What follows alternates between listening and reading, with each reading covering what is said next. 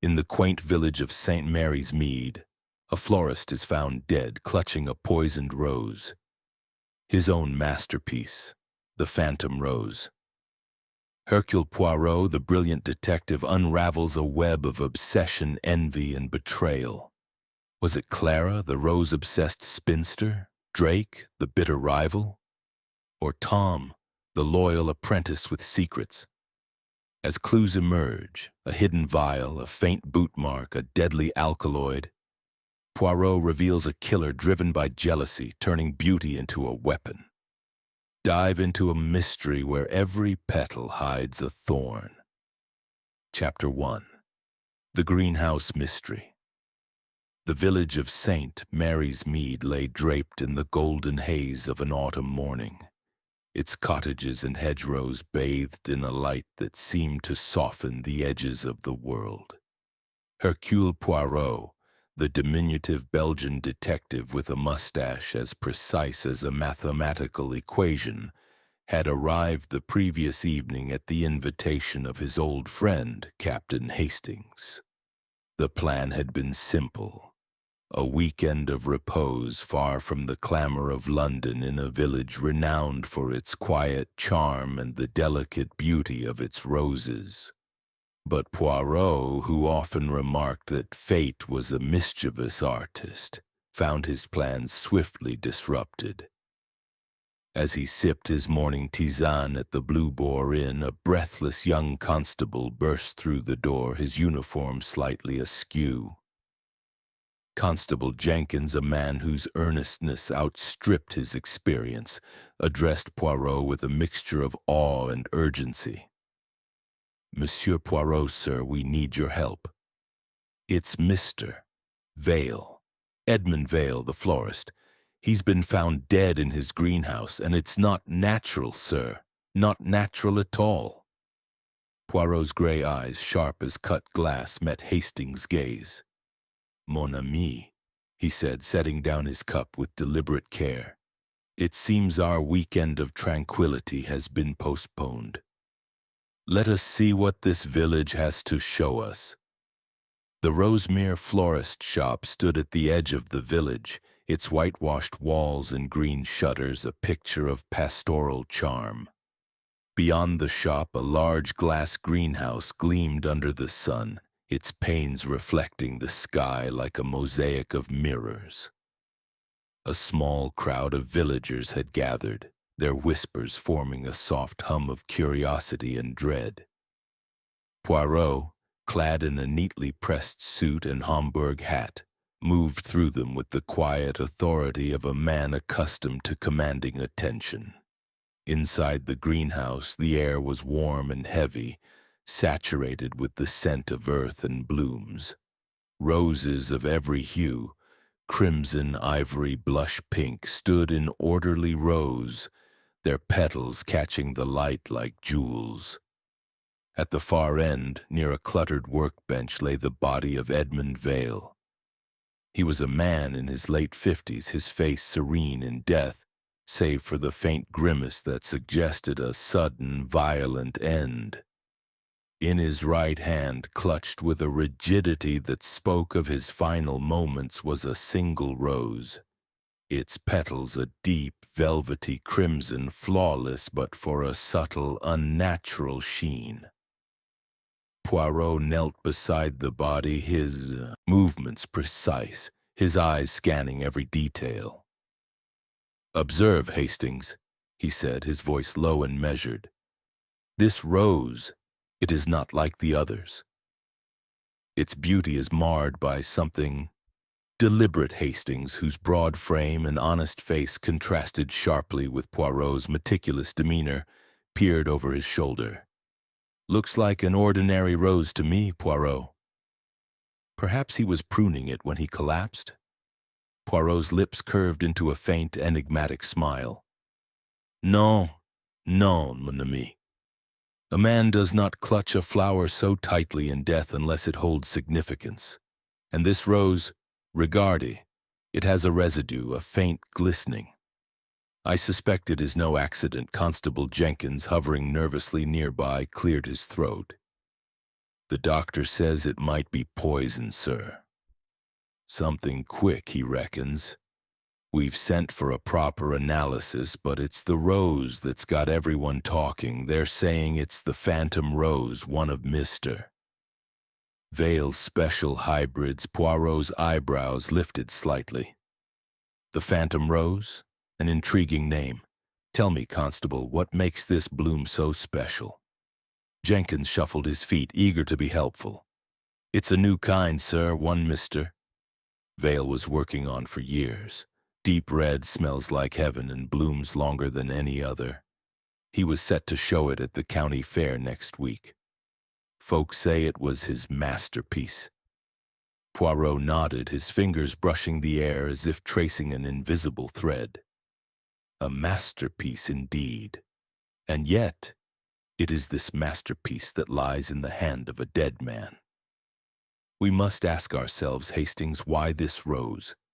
Why not a knife, a gun, or a more conventional method? The choice of weapon is as revealing as the choice of victim. He rose, dusting his knees with a handkerchief, and turned to the workbench. It was strewn with gardening tools, a small trowel, a pair of shears, and a notebook filled with Vale's neat handwriting. Poirot flipped through the pages, his eyes darting over entries detailing soil mixtures and grafting techniques. One page, marked with a recent date, bore a single line. Phantom Rose, ready for C.H. C.H., Poirot murmured. Initials, perhaps. We shall need to know more about Mr. Vale's acquaintances. Hastings, ever practical, gestured to the greenhouse door. Could someone have slipped in during the night? The lock doesn't look very sturdy. Poirot examined the door, its hinges slightly rusted, the latch worn from frequent use. Possible, yes. But we must also consider those who had no need to sneak, those who were welcomed here. A florist, Hastings, is a man of trust. His customers, his rivals, his employees all had access to this sanctuary of flowers. As they stepped outside, the villagers' murmurs grew louder, their eyes following Poirot with a mixture of hope and suspicion. He paused, adjusting his hat, and addressed Jenkins. Constable, I will require a list of those who visited Mr. Vale in the past week. Customers, suppliers, anyone who crossed this threshold. And I must speak with those closest to him, his apprentice, his competitors, his devotees. Jenkins nodded vigorously. Right away, sir.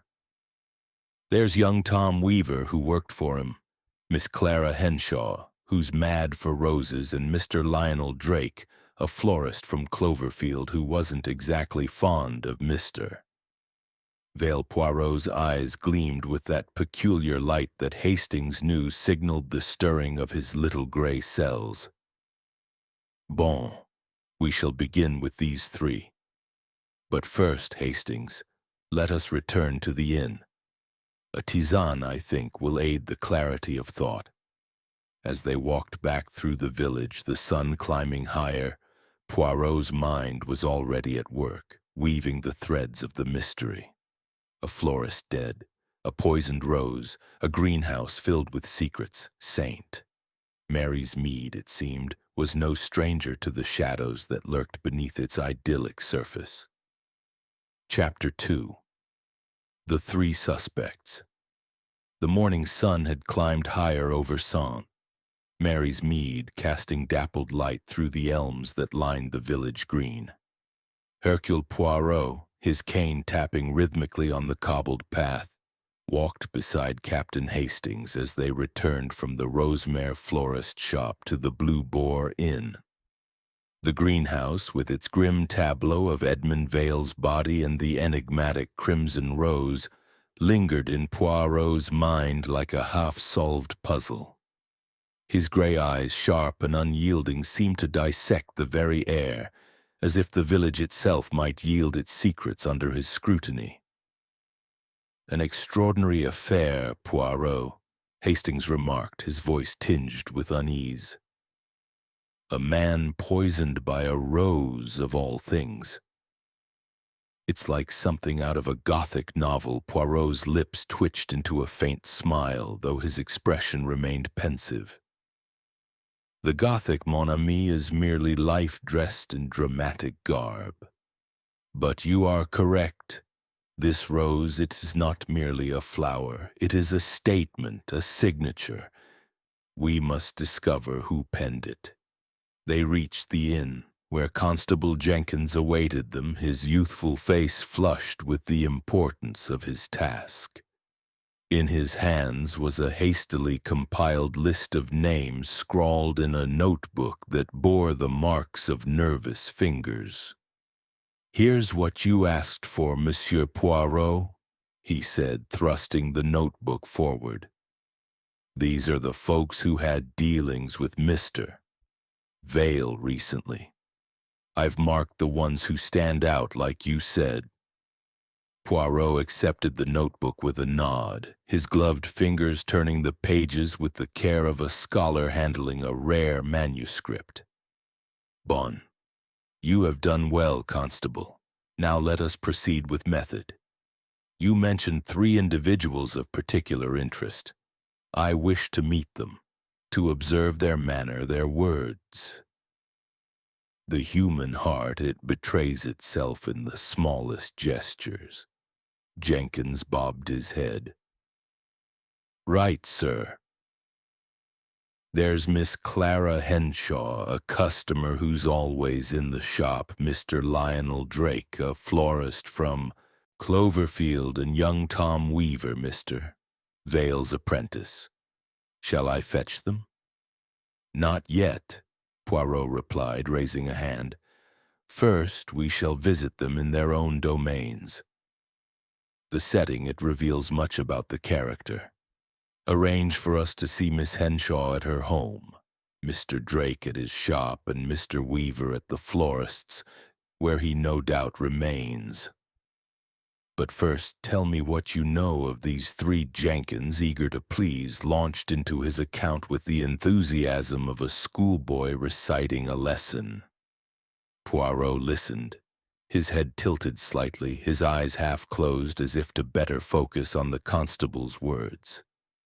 Miss Clara Henshaw, it seemed, was a spinster of 40 known in St. Mary's Mead for her passion for roses.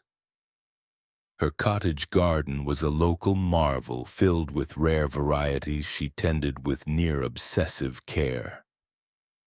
She had been a frequent visitor to Rosemere, often lingering for hours to discuss hybrids and grafting techniques with Vale. Recently she had grown agitated, pressing Vale for a particular rose, the phantom rose, the very bloom found in his hand. Jenkins recalled her leaving the shop the previous afternoon, her face pale and her manner distracted. "Sounds like she was desperate for that rose," Hastings interjected. "Could she have done something rash if Vale refused her?" Poirot's eyes opened, glinting with interest. "Desperation, Hastings, is a powerful force, but we must not leap to conclusions. The heart of a collector is complex. Passion may drive it, but so too may pride or envy." Continue. Constable Jenkins moved on to Lionel Drake, a florist from the neighboring town of Cloverfield. Drake's shop, once prosperous, had dwindled in reputation as Vale's roses gained acclaim. The rivalry between the 2 men was no secret. Villagers spoke of Drake's sharp words at the county fair, where Vale's blooms had won every prize. Drake had visited St. Mary's Mead 2 days prior, ostensibly to purchase supplies, but Jenkins had seen him lingering near Rosemere, his expression dark. "A rival, then," Poirot mused. "And rivalry, it is a fertile ground for malice. A man who sees his livelihood threatened may act in ways he would not otherwise contemplate." Finally, there was Tom Weaver, a lad of 20 who had worked for Vale for 2 years. Quiet and unassuming, Tom was said to have revered his employer, learning the art of floristry with a diligence that endeared him to Vale. Yet Jenkins noted a change in Tom's demeanor in recent weeks, moments of distraction, a tendency to avoid Vale's gaze. When Tom discovered the body that morning, his grief had seemed genuine, but his hands shook as he recounted the scene to the police. "Interesting," Poirot said, tapping his cane on the floor. "The apprentice so close to the victim, yet perhaps not so close to his secrets. We shall see what lies beneath this young man's sorrow." Hastings frowned, adjusting his hat. "You think one of these three did it, Poirot? They all seem to have reasons to be upset with Vale, but poison on a rose, that's awfully elaborate." "Elaborate, yes," Poirot agreed, "but not without purpose. The method, it speaks of knowledge, of intimacy with the victim's habits. We must learn more of these three, their lives, their desires. Come, Hastings, let us begin with Miss Henshaw. Her passion for roses intrigues me." The walk to Clara Henshaw's cottage was a short one, through lanes lined with hawthorn and blackberry bushes. The cottage itself was a picture of rustic charm, its thatched roof sagging gently, its windows framed with climbing roses that spilled over the sills like a cascade of pink and white. The garden was a riot of color, with rose bushes meticulously arranged in patterns that suggested both artistry and obsession. A wooden bench sat beneath an arbor where a single crimson rose bloomed in solitary splendor. Clara Henshaw opened the door before Poirot could knock, as if she had been watching their approach. She was a woman of medium height, with sharp, intelligent eyes and a face that might have been pretty in youth but was now etched with lines of determination. Her dress was simple, but her hands, stained with earth, betrayed her devotion to her garden. "Monsieur Poirot," she said, her voice tight but polite, "I've heard of you. I suppose you're here about poor Mr. Vale." "Précisément, mademoiselle," Poirot replied, bowing slightly. "May we enter? I wish to speak of your connection to the late Mr. Vale and his roses." Clara led them to a small parlor, its walls adorned with sketches of roses and shelves lined with books on botany and horticulture. A pressed rose, framed in glass, hung above the fireplace, its petals faded but perfectly preserved. She gestured to a pair of chintz-covered chairs, and Poirot sat, his posture impeccable, while Hastings perched awkwardly, his long legs cramped in the small space. "I understand you were a frequent visitor to Rosemere," Poirot began, his tone gentle but probing. "You sought a particular rose, did you not? The phantom rose." Clara's hands clasped together, her knuckles whitening. "Yes, I did. It was a magnificent bloom, deep red with a fragrance unlike any other. Mr. Vale had been perfecting it for years. I wanted it for my garden to complete my collection." "And yet," Poirot said, his eyes fixed on her, "you left the shop yesterday in some distress. Was Mr. Vale unwilling to part with his creation?" Clara's lips trembled, but she met his gaze. "He kept delaying. He said it wasn't ready, that he needed more time. I was frustrated, I admit. I'd waited months, and he knew how much it meant to me, but I didn't harm him, Monsieur Poirot. I could never do such a thing." Poirot nodded, his expression unreadable. "You have a fine collection of books, mademoiselle. Botany, chemistry, subjects that require a keen mind. Have you studied the properties of plants, perhaps those that are less benign?" Clara flushed, her fingers twisting a handkerchief. I study to understand my roses, to protect them from pests and disease. I know about poisons, yes, but only in theory. I'd never use such knowledge to hurt anyone, Poirot rose, his movements deliberate. Merci, mademoiselle, your passion for roses is evident. We shall speak again, I think. As they left the cottage, Hastings whispered, "She's hiding something, Poirot. Did you see how nervous she was?" "Oui, Hastings," Poirot replied. "But nervousness is not guilt. It is merely a thread in the tapestry. Let us see what Mr. Drake reveals Cloverfield was a 20-minute drive from St. Mary's Mead, and Hastings navigated the narrow roads with a touch of impatience, eager to see Poirot at work. Drake's florist shop was a stark contrast to Rosemere. Its windows were smudged, its sign faded, and the interior was a jumble of wilted blooms and half-empty shelves. Lionel Drake stood behind the counter, a tall, lean man with a face like a storm cloud. His eyes, cold and assessing, followed Poirot as he entered, his cane clicking on the worn floorboards. "Mr. Drake," Poirot said, his voice smooth as silk. "I am Hercule Poirot, and this is Captain Hastings. We are investigating the death of Mr. Edmund Vale. You knew him, I believe?" Drake's jaw tightened. "Knew him? Of course I did. Everyone in the county knew Vale and his blasted roses. He was ruining me, you know, stealing my customers with his fancy hybrids." Poirot's eyebrows lifted slightly. "A rivalry, then? And yet you visited St. Mary's Mead 2 days ago. May I ask why?" Drake shrugged, his movements jerky. "I was buying supplies from a local dealer. Nothing unusual. I passed by Rosemere, yes, but I didn't go in. Why would I?" Vale and I had nothing to say to each other. Poirot wandered to a corner of the shop, where a small greenhouse adjoined the main building. Inside were a few exotic plants, their leaves glossy and unfamiliar.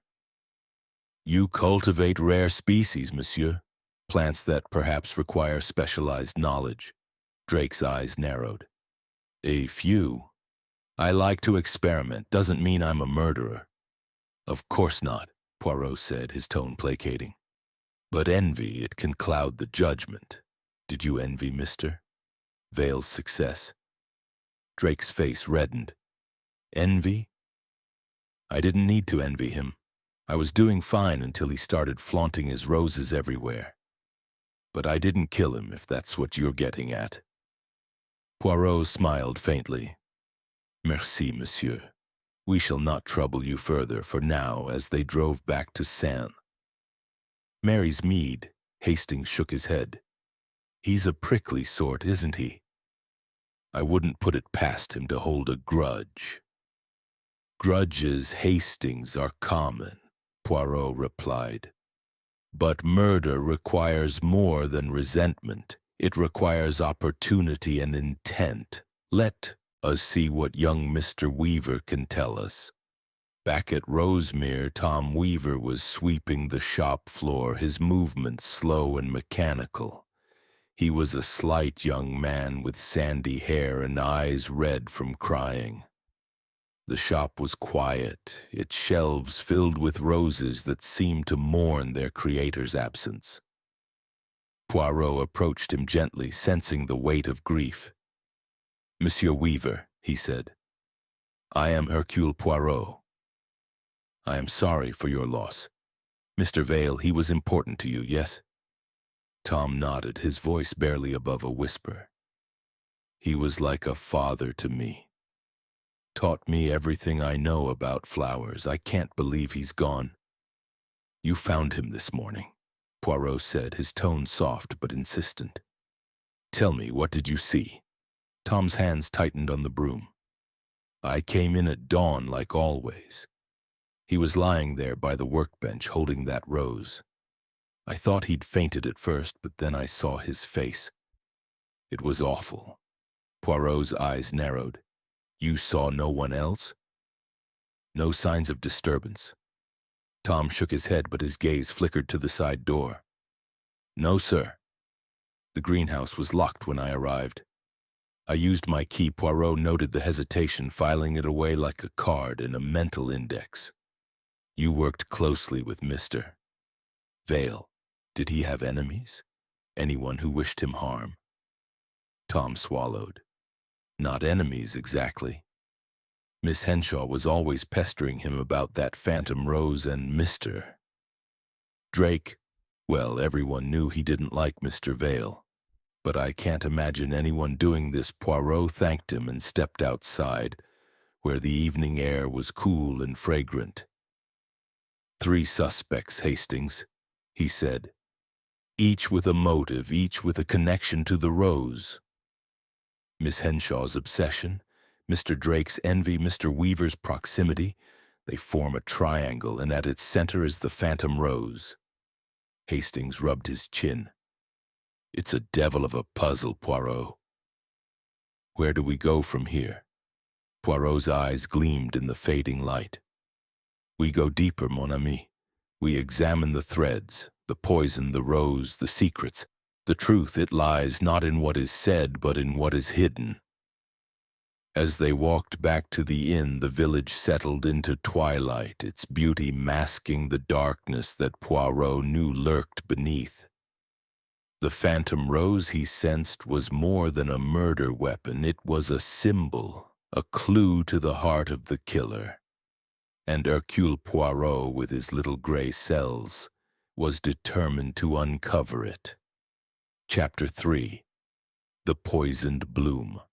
The late morning light filtered through the stained glass windows of the Blue Boar Inn, casting a mosaic of colors across the polished oak table where Hercule Poirot sat, his tisane steaming gently before him. Captain Hastings, ever the faithful companion, fidgeted in his chair, his broad hands restless as he awaited Poirot's next move. The events at Rosemere Florist shop weighed heavily on the village, and the inn's usual chatter was subdued, replaced by murmurs of speculation about Edmund Vale's untimely death.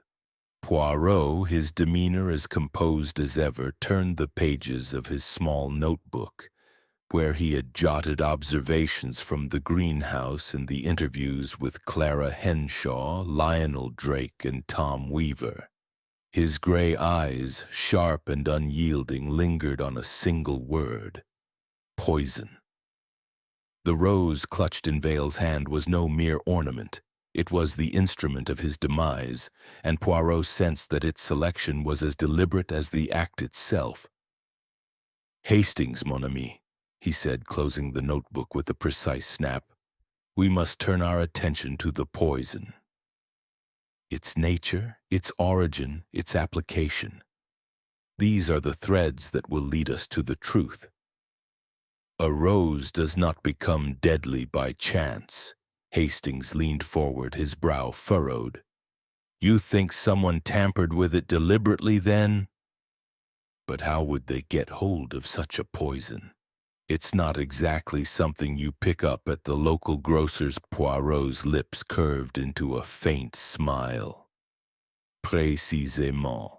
The poison is our first clue, for it requires knowledge and access. Let us visit the village chemist, Monsieur Pritchard. He may illuminate the matter. The chemist's shop, a narrow establishment wedged between a bakery and a cobbler, was a study in order. Shelves lined with bottles and jars gleamed under the gaslight, each labeled in Mr. Pritchard's meticulous hand. The man himself, a wiry figure with spectacles perched on a beak-like nose, greeted Poirot with a mixture of curiosity and caution. Monsieur Poirot, I presume. The whole village is talking about you. A bad business, this, with poor Mr. Vale, indeed, monsieur, Poirot replied, his voice smooth as velvet.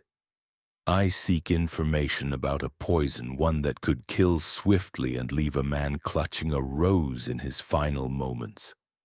What can you tell me of such a substance? Pritchard adjusted his spectacles, his expression grave. The doctor mentioned an alkaloid, didn't he? I've had a look at the preliminary report from the coroner. It's likely something derived from a rare plant, perhaps aconitum or a similar species. The symptoms, paralysis, heart failure, suggest a potent toxin, one that acts within minutes. But I assure you, Monsieur Poirot, no such substance has been sold from my shop in years. Poirot's eyes narrowed, catching the slight hesitation in Pritchard's voice. And yet, monsieur, such a poison found its way to St. Mary's Mead. Could it have been obtained elsewhere? A supplier in London, perhaps? Pritchard frowned, his fingers tapping the counter. Possibly. There are botanical suppliers in the city who deal in exotic plants and their derivatives, but they're careful about who they sell to. Most require a license or a clear purpose. You'd need to know exactly what you were looking for. Poirot nodded, his mind already turning over the implications. And the application, monsieur? Could such a poison be applied to a flower, to its petals, perhaps? Pritchard's eyebrows rose. Applied to a rose? That's unusual, but not impossible. A liquid solution brushed onto the petals with care could adhere to the surface. The poison would need to be potent enough to act through skin contact or inhalation. It would require precision and knowledge of both chemistry and botany. Merci, Monsieur Pritchard, Poirot said, bowing slightly. You have been most helpful. One final question. Have any of our suspects, Miss Henshaw, Mr.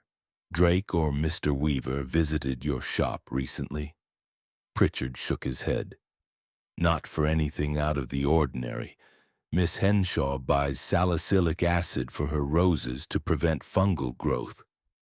Mr. Drake purchased some basic fertilizers last month. Young Tom Weaver, he's never been in here, far as I recall. As Poirot and Hastings stepped back into the street, the chemist's words echoed in Poirot's mind. The poison was rare, its application deliberate. Whoever had chosen the phantom rose as the murder weapon possessed not only malice but expertise. Back at the greenhouse, Poirot insisted on a second examination of the crime scene. The air was still heavy with the scent of roses, but now it carried an undercurrent of menace. Constable Jenkins had cordoned off the area and the body had been removed, but the workbench remained untouched, a silent witness to the crime. Poirot approached it with the care of an archaeologist unearthing a relic, his gloved hands hovering over the scattered tools. He lifted a small magnifying glass from his pocket and examined the crimson rose now carefully preserved in a glass case by the police. The petals, still vibrant, bore a faint, unnatural sheen, visible only under close scrutiny. "Regardez, Hastings," Poirot said, pointing to the residue.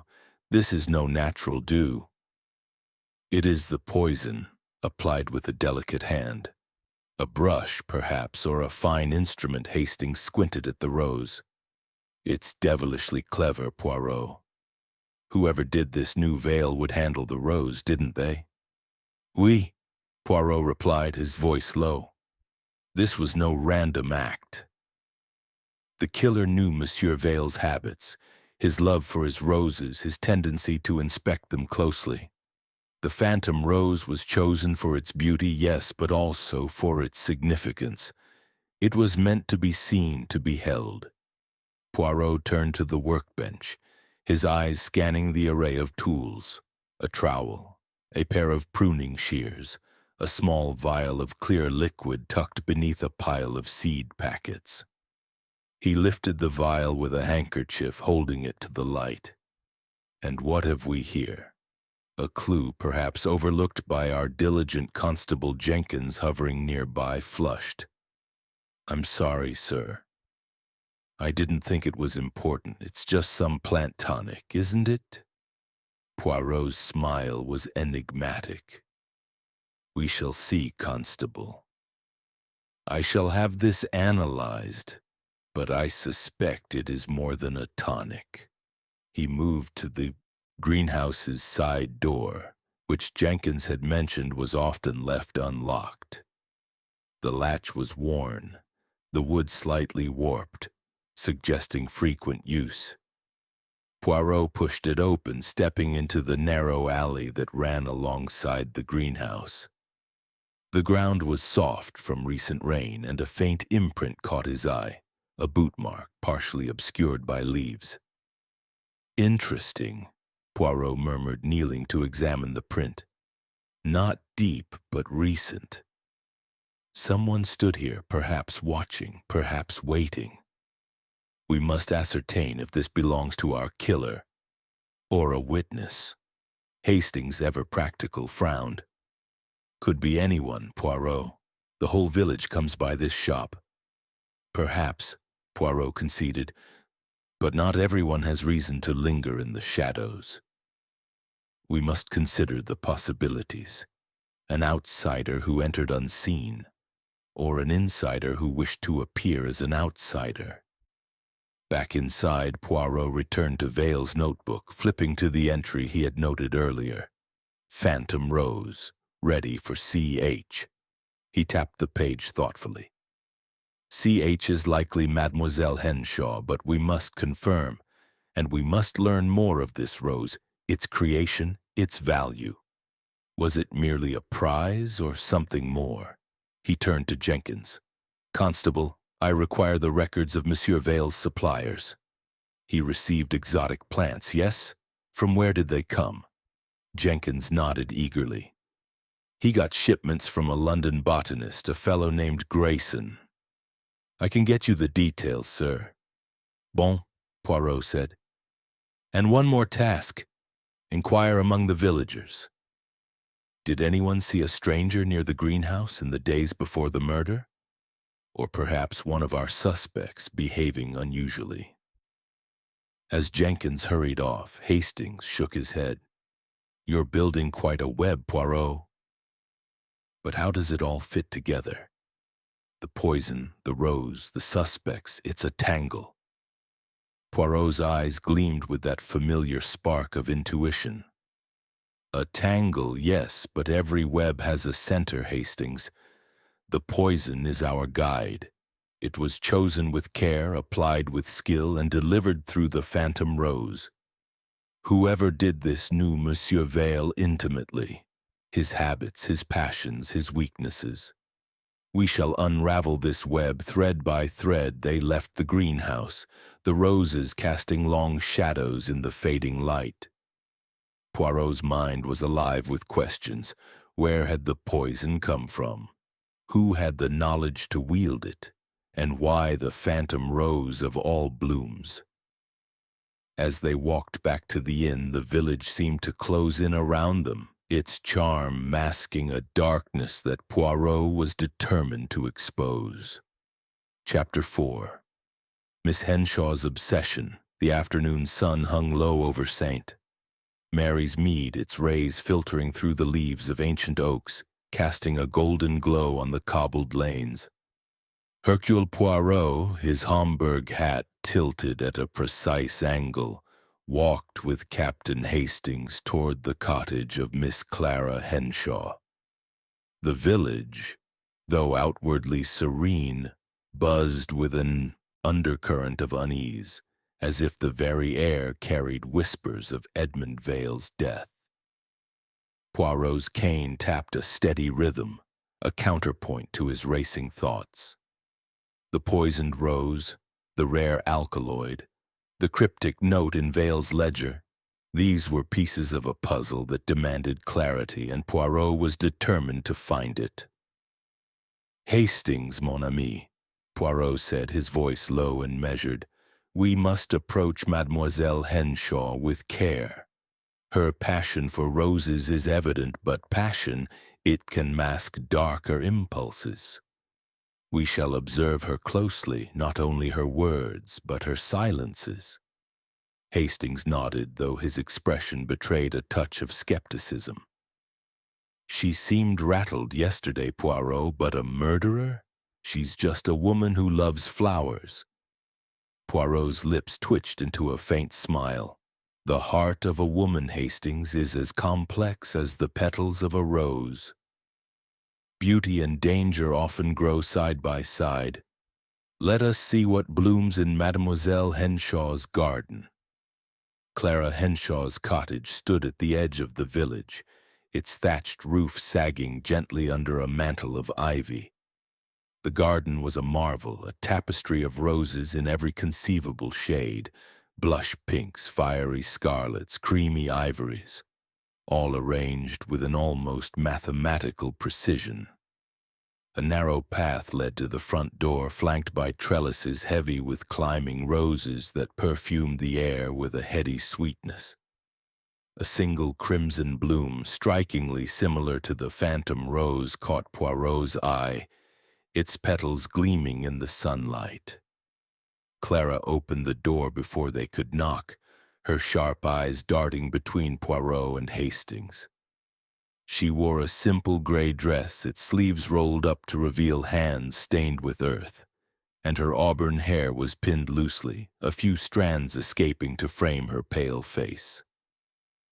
"Monsieur Poirot, Captain Hastings," she said, her voice tight but courteous. "I expected you might return. Please come in." The parlor was small but meticulously kept, its walls adorned with watercolor sketches of roses, each labeled with a Latin name in a delicate hand. A bookshelf groaned under the weight of volumes on botany, chemistry, and horticulture, their spines worn from frequent use. A glass case on the mantel displayed a pressed rose, its faded petals a ghostly echo of the bloom found in Vale's hand. Poirot's gaze lingered on it, noting the care with which it had been preserved. "You have a remarkable collection, mademoiselle," Poirot said, settling into a chintz-covered chair. "Your devotion to roses is, I think, unmatched in Saint Mary's Mead." Clara's lips curved into a faint smile, though her eyes remained wary. "They're my life's work, Monsieur Poirot. Each one is unique, a small miracle of nature." Mr. Vale understood that. He was a genius with hybrids. "And the phantom rose," Poirot said, his tone gentle but probing. "It was to be the crown of your collection, was it not? You visited Rosemère yesterday, pressing Monsieur Vale to sell it to you." Clara's hands clasped together, her knuckles whitening. "Yes, I wanted it desperately. It was unlike any rose I'd ever seen, deep crimson with a fragrance that lingered like a memory. Mr. Vale had promised it to me, but he kept saying it wasn't ready. I was frustrated, I admit. I'd waited months." Poirot's gray eyes studied her, catching the flicker of emotion that crossed her face. "Frustration, mademoiselle, can lead to rash actions. Tell me what happened during your visit yesterday." Clara hesitated, her fingers twisting a handkerchief. "I went to the shop in the afternoon. Mr. Vale was in the greenhouse tending his roses. I asked about the phantom rose and he showed it to me. Such a beautiful thing on a single bush by the workbench. But he said he needed more time to perfect it, that it wasn't ready for my garden. I was upset, but I left. That was the last I saw of him." Poirot leaned forward slightly, his voice soft but insistent. "And you saw no one else? No visitors, no disturbances?" Clara shook her head. "No one." The shop was quiet. Tom Weaver was in the back, arranging deliveries, but I didn't speak to him. Poirot's gaze drifted to the bookshelf where a volume on plant toxicology caught his eye. "You have an interest in the chemistry of plants, mademoiselle. Such knowledge it is valuable for a gardener, but also, perhaps, for one who understands poisons." Clara's face flushed, her eyes flashing with indignation. "Are you accusing me, Monsieur Poirot?" "Yes, I study chemistry to protect my roses from pests, to understand their needs. But I would never use that knowledge to harm anyone, least of all Mr. Vale." "He was my friend." Poirot raised a placating hand. "I accuse no one, mademoiselle. I merely seek the truth. The rose that killed Monsieur Vale was poisoned with a rare alkaloid, applied with precision. Such an act requires skill, knowledge, qualities you possess." Clara stood abruptly, her hands trembling. "I loved Mr. Vale's work. I would never destroy it, or him. If you think I'm capable of such a thing, you're mistaken." Poirot rose, bowing slightly. "Merci, mademoiselle. Your candor is appreciated. We shall not trouble you further today." As they stepped back into the garden, Hastings whispered, "She's got a temper, hasn't she? And those books, do you think she could have made the poison herself?" Poirot's eyes gleamed as he paused by the crimson rose on the trellis. "Possible, Hastings, but not certain. Mademoiselle Henshaw is passionate, yes, but passion alone does not make a murderer. Her knowledge of chemistry is a thread we must follow, but we must also consider her heart. Did she love the rose or the man who created it?" They walked back to the village, the sun dipping toward the horizon, casting long shadows across the path. Poirot's mind was a whirl of details. Clara's agitation, her expertise, the phantom rose's allure. The ledger entry, "Phantom Rose, ready for CH," suggested she was its intended recipient, but why had Vale delayed? Was it mere perfectionism or something more? At the Blue Boar Inn, Poirot paused to consult his notebook, his fingers tracing the lines he had written about Clara. "She is a woman of intensity, Hastings," he said, "but intensity can mask truth as easily as it reveals it. We must learn more of her relationship with Monsieur Vale. Was it only the rose she desired, or was there a deeper connection?" Hastings frowned, sipping his tea. "You think she was in love with him? That's a bit of a stretch, isn't it?" Poirot's smile was enigmatic. "The heart, mon ami, is a garden of its own, with roots that run deep and hidden. We shall see what blooms when we dig a little further." As the evening settled over St. Mary's Mead, Poirot's thoughts returned to the greenhouse, to the poisoned rose that had claimed a life. Clara Henshaw's obsession was a piece of the puzzle, but it was not the whole picture. The killer, he knew, was someone who understood Vale's world intimately. Someone who could turn beauty into death with a single calculated stroke. Chapter 5. The Rival's Envy. The sun had dipped below the horizon, leaving St. Mary's Mead cloaked in the soft twilight that softened the edges of its quaint cottages and winding lanes. Hercule Poirot, his Homburg hat casting a sharp silhouette, sat in the passenger seat of Captain Hastings' motor car as they drove toward Cloverfield, the neighboring town where Lionel Drake's florist shop stood. The air was cool, carrying the faint scent of wood smoke, and Poirot's mind buzzed with the details of the case. The poisoned rose, Clara Henshaw's fervent denial, and the elusive alkaloid that had ended Edmund Vale's life. Now their focus turned to Drake, a man whose rivalry with Vale was the talk of two towns. Hastings, mon ami, Poirot said, his voice cutting through the hum of the engine. Envy is a poison of the soul, as deadly as any alkaloid. Monsieur Drake, I suspect, carries this poison in abundance. We must observe him closely, not only what he says, but what he does not. Hastings gripped the steering wheel, his eyes fixed on the road. He's a surly chap, from what Jenkins said. If his shop's failing because of Vale, that's motive enough, isn't it? But poisoning a rose, that's a bit theatrical, even for a man like Drake. Poirot's lips curved into a faint smile. Theatrical, yes, but deliberate. The choice of the rose, it is a message, Hastings. It speaks of intimacy with Vale's world, a world of flowers, of beauty, of pride. Let us see what Monsieur Drake's world reveals. Cloverfield was a larger town than Saint Mary's Mead, its streets lined with shops and bustling with evening activity. Drake's florist shop, however, stood in stark contrast to the lively surroundings. Its faded sign hung crookedly above a storefront with smudged windows, and the display of flowers outside was sparse, their petals drooping as if in defeat.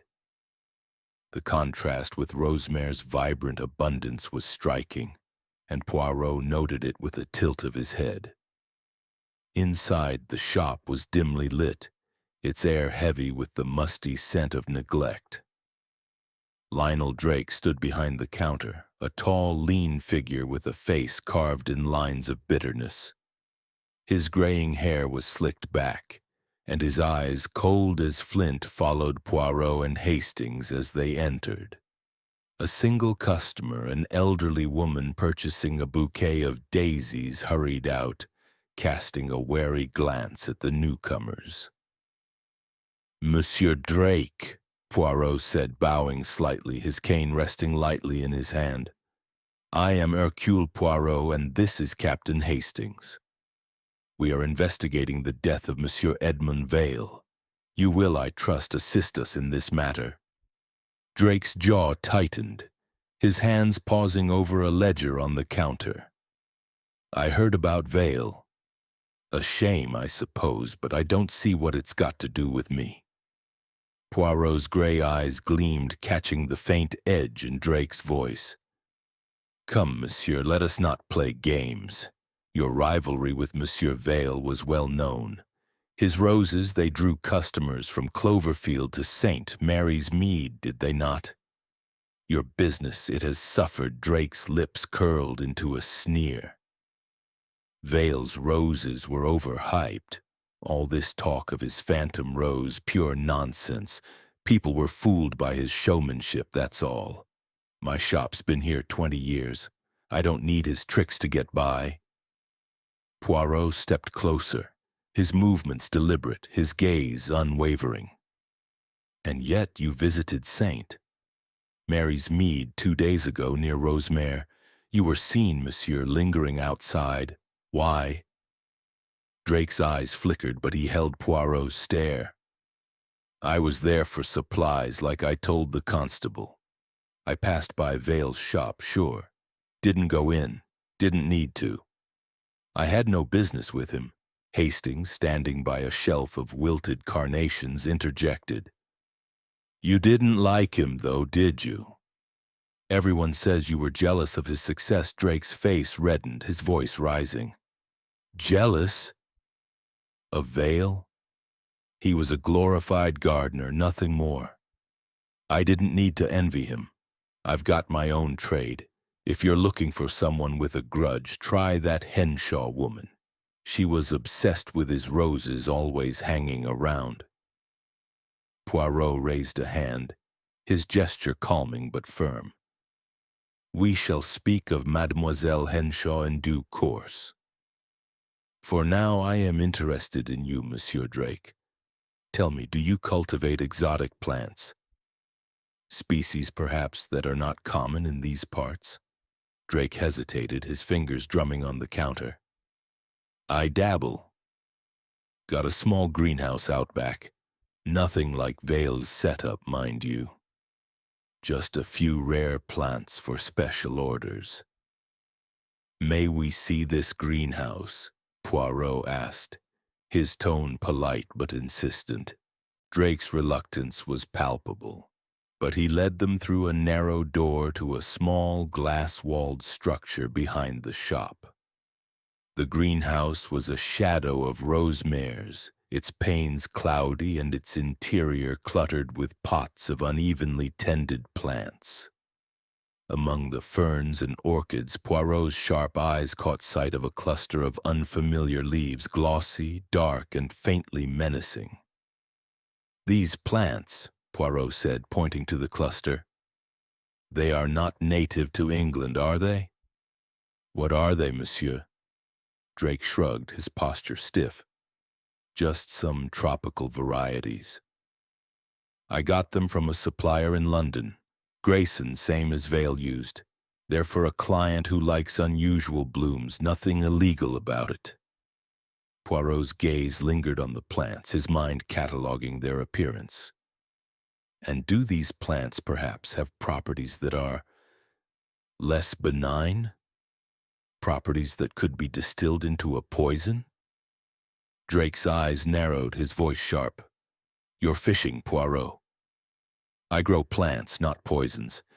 If you're trying to pin Vale's death on me, you'll need more than guesses." Poirot smiled faintly, undeterred. "I do not guess, monsieur. I observe. And I note that you have both the means and the motive to resent Monsieur Vale. Your business falters while his thrived. A man in such a position might be tempted to act, no?" Drake slammed a fist on a nearby table, sending a pot rattling.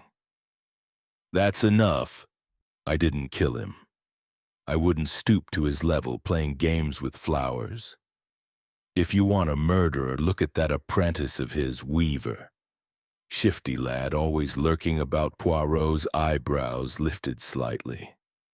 "You know young Monsieur Weaver well, then?" "Not well," Drake admitted, his tone grudging. "But I've seen him at the county fairs trailing after Vale like a puppy. Too quiet, if you ask me. Never trusted him." Poirot nodded, filing the information away. "Merci, Monsieur Drake. You have been most illuminating. We shall not detain you further." As they stepped back into the shop, Hastings whispered, "He's got a temper, Poirot. And those plants, do you think they could be the source of the poison?" Poirot's expression was enigmatic. "Possible, Hastings, but we must not leap to conclusions. Monsieur Drake's anger is real, but is it the anger of a guilty man or merely one who feels the sting of failure? We must confirm the nature of those plants with Monsieur Grayson, the supplier." They drove back to St. Mary's Mead in silence, the countryside slipping past in a blur of twilight shadows. Poirot's mind was a whirl of details. Drake's bitterness, the exotic plants, the faint boot mark by the greenhouse door. The rivalry between Drake and Vale was a thread in the tapestry. But was it the thread that led to murder? At the Blue Boar Inn, Poirot retired to the parlor with a fresh tisane, his notebook open before him. He jotted a single word, envy, and circled it twice.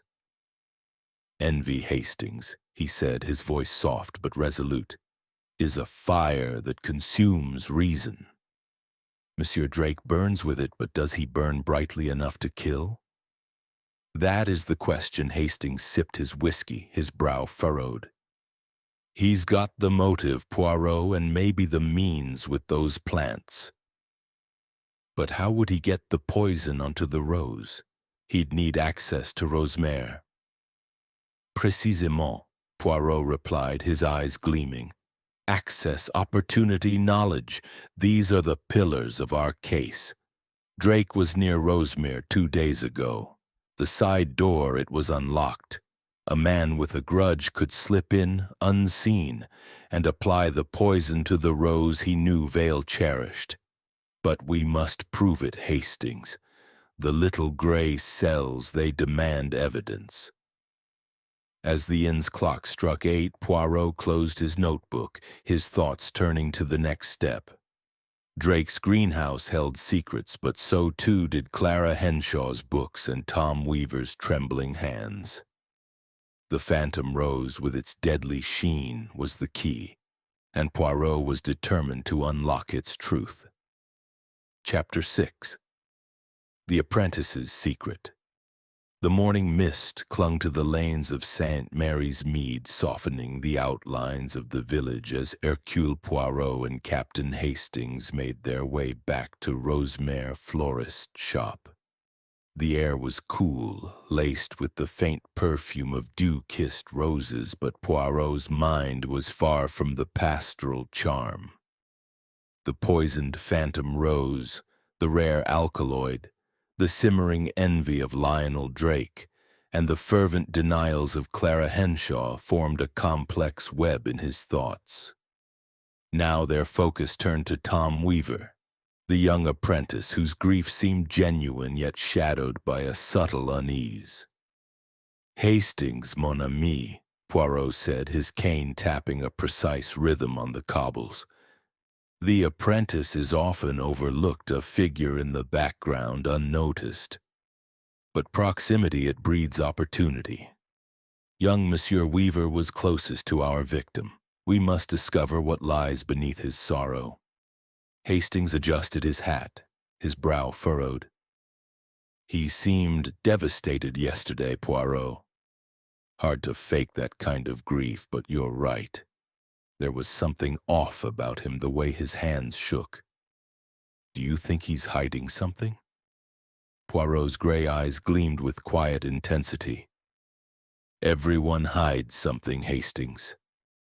The question is whether it is a secret of guilt or merely of shame. Let us approach with care, for the young they are fragile yet capable of surprising strength." Rosemere stood quiet under the morning sky, its whitewashed walls and green shutters a stark contrast to the grim events within. The shop was closed, a handwritten sign on the door reading, "Closed due to bereavement." Inside, Tom Weaver was alone, arranging a display of lilies with mechanical precision. His sandy hair fell over his eyes, and his face, pale and drawn, bore the marks of sleeplessness. When he saw Poirot and Hastings, he froze, the lilies trembling in his hands. "Monsieur Weaver," Poirot said, his voice gentle but firm, "I am Hercule Poirot, and this is Captain Hastings. We must speak again about Monsieur Vale. You will permit us a few moments?" Tom nodded, setting the flowers down with care. "Of course, sir. I still can't believe he's gone. It doesn't seem real." They moved to a small back room where a wooden table held a kettle and a few chipped mugs. The room was sparse, its walls bare except for a faded photograph of Vale and a younger Tom, both smiling beside a prize-winning rose at a county fair. Poirot noted the image, his mind cataloging its warmth against Tom's current unease. "You were close to Monsieur Vale," Poirot began, settling into a chair, his posture impeccable. "He was more than an employer, yes? A mentor, perhaps a father figure?" Tom's eyes glistened, and he swallowed hard. "He was. Mr. Vale took me in when I had nowhere else to go. I was just a lad, no family, no prospects. He taught me everything, how to graft roses, how to care for them. He said I had a gift for it." Poirot's gaze was steady, his voice soft but probing. "And yet something troubled you in recent weeks. I observed it yesterday, monsieur. Your hands, they trembled when you spoke of finding him. Tell me what weighed on your heart." Tom's fingers twitched and he looked away, his gaze fixed on the photograph. "It's nothing, sir. Just the shock of it all. Finding him like that with that rose. It was awful. Poirot leaned forward slightly, his eyes never leaving Tom's face. Come, monsieur. The truth, it is a balm, not a burden. You saw something or you know something. What is it? Tom hesitated, his breath uneven. I didn't see anyone that morning. The greenhouse was locked when I got there, like I said, but a few days ago, Mr. Vale was different. Quiet, like he was worried. He wouldn't tell me why, just said to keep the side door locked at night. Poirot's eyebrows lifted slightly. And did you, monsieur? Keep the door locked? Tom flushed, his voice barely audible. Most nights, yes. But sometimes I forgot. Mr. Vale was particular about airing the greenhouse, and I'd leave it unlatched for the evening breeze. I didn't think it mattered, Hastings, leaning against the wall, frowned. That's a bit careless, isn't it? Anyone could have slipped, and Tom's head snapped up, his eyes wide. I didn't mean any harm. I'd never do anything to hurt Mr. Vale. He trusted me. Poirot raised a placating hand. Calm, monsieur. We do not accuse you. But this door, it is significant. Tell me, did you notice anything unusual in the greenhouse recently? Visitors, perhaps, or items out of place? Tom shook his head, but his hesitation was palpable. No visitors, not that I saw. Miss Henshaw was in a lot asking about the phantom rose, and Mr. Drake came by once weeks ago to talk about a supplier, but nothing. Strange, not really. Poirot's gaze drifted to a narrow staircase leading to the upper floor where Tom lived. You reside above the shop, yes? May we see your quarters? It will help us understand Monsieur Vale's world. Tom's face paled, but he nodded, leading them up the creaking stairs to a small room under the eaves. The space was modest, with a single bed, a worn chair, and a small table cluttered with papers. A stack of letters tied with twine caught Poirot's eye. He approached the table, his gloved hand hovering over the bundle. These letters, monsieur, Poirot said, his tone neutral. They are yours? Tom's voice was tight. Yes, sir. Just personal things. Nothing to do with Mr. Vale. Poirot's fingers brushed the twine, his eyes meeting Tom's. With your permission, I would like to examine them. In a case such as this, even the smallest detail may be significant. Tom hesitated, then nodded reluctantly. Poirot untied the bundle, revealing a series of letters from a London botanist named Grayson, the same supplier Drake had mentioned. The letters discussed rare plant species, including one with unique alkaloidal properties suitable for experimental grafting. Poirot's pulse quickened, but he kept his expression impassive. You correspond with Monsieur Grayson, Poirot said, holding up a letter. These plants, they are not common. Did Monsieur Vale know of this? Tom's hands twisted together. I was researching for him. He wanted to try new hybrids, something to rival the phantom rose. I didn't tell him everything, not yet. I wanted to surprise him. Poirot's eyes narrowed. And these alkaloids, did you study their properties? Their dangers? Tom's voice trembled. Only a little, sir. I'm no chemist. I just wanted to help Mr. Vale. To make him proud, Poirot replaced the letters, his mind racing. The connection to Grayson, the mention of alkaloids. It was a thread that tied Tom to the poison, however faintly. But was it guilt? Or merely coincidence? He turned to the window, which overlooked the greenhouse, offering a clear view of the workbench where Vale had died. You could see the greenhouse from here, Poirot said, his voice soft. Did you ever watch Monsieur Vale at work, perhaps at dawn when he tended his roses? Tom nodded, his eyes downcast. Sometimes. He'd be there early, checking the blooms. He loved the phantom rose most.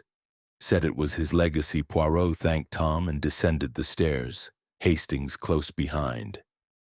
Outside, the mist had lifted, revealing the greenhouse's glass walls gleaming in the morning light. Poirot paused, his gaze fixed on the side door. "Hastings," he said, "the apprentice is a puzzle. His grief is real, yet he conceals something, perhaps out of fear, perhaps out of loyalty. These letters, they suggest knowledge, but not necessarily intent." Hastings rubbed his chin. "You think he's protecting someone, or maybe he's mixed up in it without realizing." Poirot's smile was enigmatic. "Both are possible, mon ami. The letters to Grayson, they connect him to the world of rare plants, perhaps to the poison itself. But the boy's devotion to Vale, it is a counterweight. We must learn more of this Grayson, and we must watch young Weaver closely." As they walked back to the inn, Poirot's thoughts turned to the web of motives and opportunities. Clara's obsession, Drake's envy, Tom's secrets. Each was a thread, but the phantom rose remained the centerpiece. Its poison was no accident, and Poirot was determined to uncover the hand that had wielded it. Chapter 7. The Village Gossip. The late morning sun bathed St. Mary's Mead in a gentle glow, its light filtering through the ancient elms that lined the village green. Hercule Poirot, his Homburg hat tilted with precision, sat at a corner table in the Blue Boar Inn, his small hands folded neatly over his cane. Captain Hastings, ever the restless companion, paced near the window, his gaze drifting to the villagers passing by, their faces etched with the quiet unease that had settled over the community since Edmund Vale's death. The poisoned phantom rose with its deadly sheen loomed large in Poirot's thoughts, a symbol of beauty twisted into betrayal. The interviews with Clara Henshaw, Lionel Drake, and Tom Weaver had woven a tapestry of motives, obsession, envy, and hidden knowledge. But the truth remained elusive like a shadow in the mist. "Hastings, mon ami," Poirot said, his voice a soft cadence. "The village, it is a mirror of the human heart. Its gossip, though often distorted, reflects truths that lie beneath the surface. We must listen to its whispers, for they may guide us to the killer." Hastings turned from the window, his brow furrowed. "Gossip, Poirot? It's all tittle-tattle, half-truths and rumors. How can you trust it?" Poirot's gray eyes gleamed with a knowing spark. "Trust, no. But observe, yes. The gossip, it is like the wind. It carries seeds of truth even if they are scattered. We shall dine here tonight, Hastings, and let the village speak." The Blue Boar Inn was the heart of St. Mary's Mead's social life, its low-ceiling dining room a haven of polished oak and flickering lamplight. By evening, the room was filled with villagers, their voices a low hum punctuated by bursts of laughter or hushed speculation. Mrs. Pym, the innkeeper, a stout woman with a sharp eye and a sharper tongue, presided over the scene, her apron crisp despite the bustle. Poirot, seated at a table near the hearth, sipped his tisane, his demeanor serene but his senses attuned to every word. Mrs. Pym approached with a tray of shepherd's pie, her face alight with the eagerness of one who thrived on news. "Monsieur Poirot, Captain Hastings," she said, setting down their plates, "the whole village is talking about you. They say you'll find who killed poor Mr. Vale.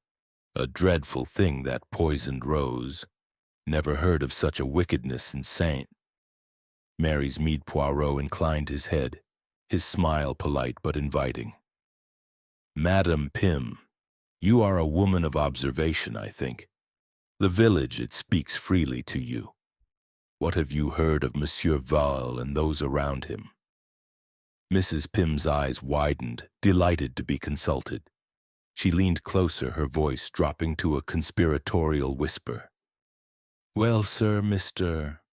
Vale was a gentleman, loved by most.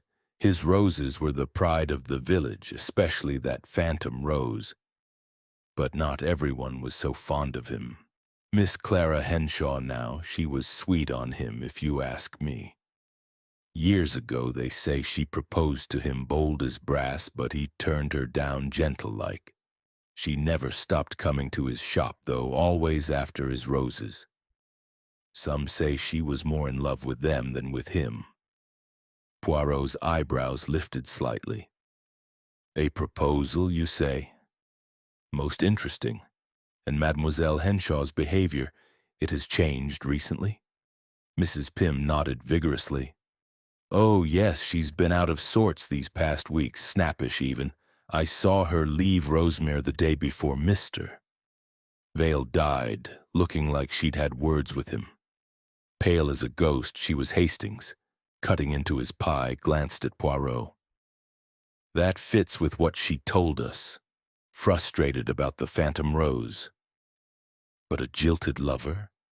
That's new. Poirot's fingers tapped lightly on his cane. The heart, Hastings, it leaves scars that time does not erase. Continue, Madame Pym. What of Monsieur Drake, the rival from Cloverfield? Mrs. Pym's lips pursed, her tone tinged with disdain. Lionel Drake's a sour one, sir. His shop's been failin' ever since Mr. Vale's roses took the county by storm. Folks say he's in debt, borrowing from anyone who'll lend. He was here 2 days ago, drinking at the bar, muttering about Vale stealing his trade. I heard him say, Vale's roses won't bloom forever. Eerie, now I think of it. Poirot's eyes narrowed, his mind cataloguing the phrase. A suggestive remark, madam. And young Monsieur Weaver, the apprentice? What does the village say of him? Mrs. Pym hesitated, her hands smoothing her apron. Tom's a quiet lad, keeps to himself. Most folks like him, hard worker, devoted to Mr. Vale. But there's talk, he and Mr. Vale had a falling out last week. Something about wages, or so I heard from Mrs. Carter, who lives next to the shop. She said she heard raised voices one evening, Tom sounding upset. Poirot's gaze sharpened. Raised voices, you say? This is most valuable, madam. And what of strangers? Has anyone unfamiliar been seen near Rosemere? Mrs. Pym shook her head. No strangers, not that I've heard. But the side door to the greenhouse, everyone knows it's often left unlocked. Mr. Vale liked the fresh air for his roses. Anyone could have slipped in, I suppose. Poirot thanked her, his smile, warm but calculated. As Mrs. Pym bustled away, he leaned back, his fingers steepled. The village, it speaks, Hastings. Mademoiselle Henshaw's unrequited love, Monsieur Drake's financial ruin, Monsieur Weaver's quarrel, these are threads in our tapestry. But the side door, it is a gap through which the killer may have passed. Hastings sipped his ale, his expression skeptical. It's all hearsay, Poirot. Mrs. Pym loves a good story. How do we know what's true? Poirot's lips curved into a faint smile. The gossip. It is like a painting, exaggerated perhaps, but drawn from life. We shall verify these threads. The proposal, the debts, the argument, they point to motives, but we must seek evidence. As the evening wore on, other villagers drifted to their table, eager to share their tales. Mr. Carter, the baker, confirmed Drake's presence in St. Mary's Mead 2 days prior, noting his scowl as he passed Rosemere. Miss Linton, a seamstress, spoke of Clara's obsession with the phantom rose, recalling her agitation at the village fair when Vale won first prize. And old Mr. Gibbs, a retired gardener, mentioned Tom's late-night walks, seen pacing near the greenhouse in recent weeks. Poirot listened to each with rapt attention, his gray cells sifting through the chatter for nuggets of truth. The dining room grew quieter as villagers departed, leaving only the crackle of the hearth and the clink of glasses. Poirot closed his notebook, his expression pensive. "Hastings," he said, "the village has given us much to consider." Mademoiselle Henshaw's heart, it may have driven her to desperation. Monsieur Drake's debts, they may have pushed him to ruin. And young Weaver's quarrel, it suggests a rift we have yet to explore. But the poison, it remains the key. Who had the means to obtain it, to apply it with such precision? Hastings leaned forward, his voice low. "You think one of them used that side door, don't you? Slipped in, poisoned the rose, and slipped out?" Poirot nodded, his eyes distant. "Possible, mon ami. The door, it is a silent witness, but it speaks of opportunity. We must learn more of this Grayson, the supplier, and his shipments, and we must return to Rosemere to search for signs of intrusion or betrayal." As they rose to leave, Mrs. Pym approached with a final tidbit. "One more thing, Monsieur Poirot," she said, her eyes gleaming. "I forgot to mention, Miss Henshaw was seen near the greenhouse late one evening last week, carrying a small parcel."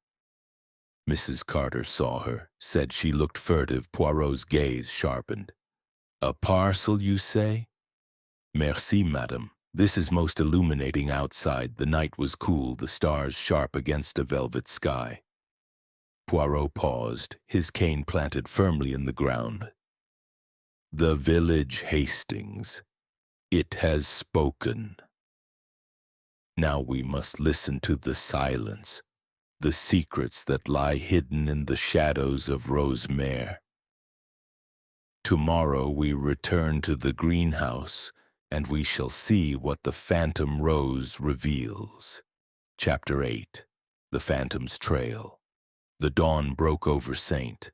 Mary's Mead with a soft, pearly light, the mist curling like delicate tendrils around the village's ancient oaks.